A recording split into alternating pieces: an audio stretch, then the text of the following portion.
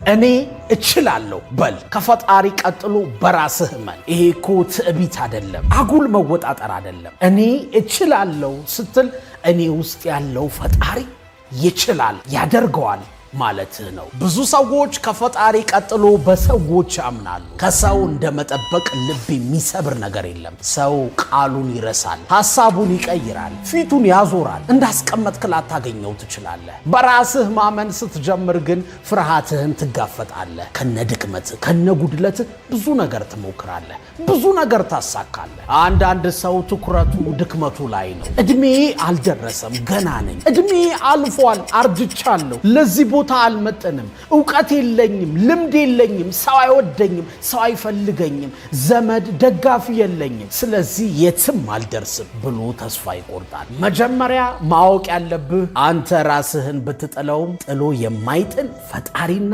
ወድቆ የማይቀር ማንነት አለ። ስለዚህ ከፈጣሪ ቀጥሎ በራስህ እመን። አንተ ትችላለህ። እደግመዋለሁ፣ አንተ ትችላለህ።